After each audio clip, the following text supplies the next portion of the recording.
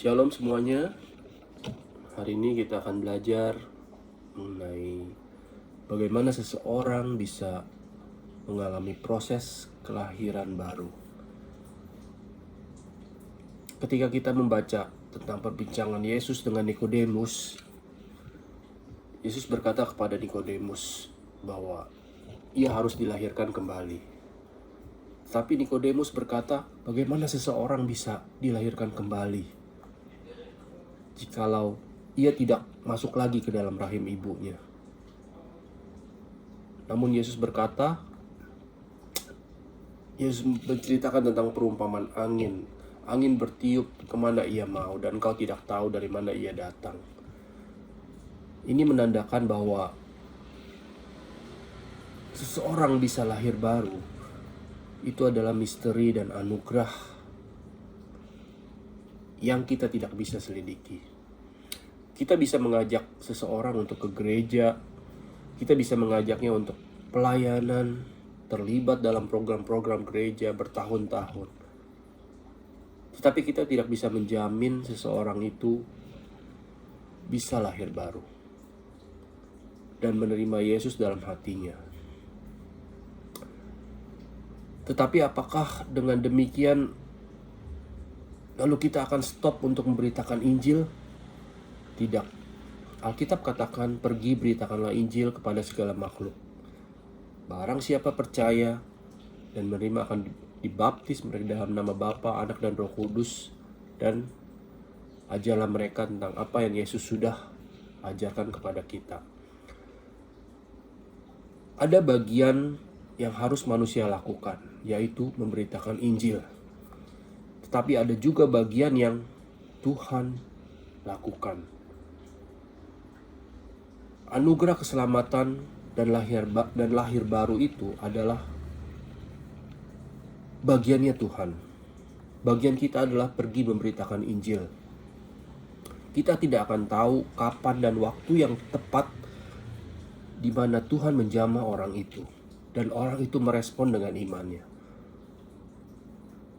Kita tidak tahu. Sama seperti ketika seseorang suami dan istri melakukan hubungan seksual di dalam sebuah pernikahan, ada bagian yang harus manusia lakukan. Manusia melakukan hubungan biologis, tetapi bagian Tuhan adalah menjadikannya sebuah janin, embrio. Ada yang sebuah pasangan yang sudah melakukan hubungan, sudah menikah 10 tahun, 20 tahun, tetap belum dikaruniai seorang anak. Ada juga yang baru menikah setahun, Tuhan sudah memberikan anak. Itu menandakan adanya kelahiran seorang manusia di bumi ini. Itu anugerah Allah. Itu mujizat dan itu misteri Allah. Ada bagian yang harus kita lakukan dan ada bagian yang Tuhan lakukan. Bisakah seseorang tidak melakukan hubungan? Maksud saya seorang pasangan suami istri tidak melakukan hubungan, tetapi Tuhan bisa mengaruniai seorang anak? Tentu tidak bisa. Tuhan bisa bekerja ketika pasangan suami istri itu melakukan hubungan. Terkecuali dalam kasus Yesus datang sebagai manusia. Tetapi dalam konteks keseluruhan, bagian Tuhan akan bisa dilakukan kalau kita melakukan bagian kita. Sama demikian dengan ketika kita memberitakan Injil, lakukan bagian kita untuk memberitakan Injil. Selanjutnya, Allah yang akan bekerja. Di Alkitab dikatakan, pergi beritakanlah Injil, barang siapa yang percaya. Di sana dikatakan barang siapa. Berarti kita tidak tahu siapa yang akan percaya. Itu adalah anugerah Allah, misteri Allah. Jadi proses kelahiran baru benar-benar adalah suatu mujizat, seperti ada lagu Amazing Grace.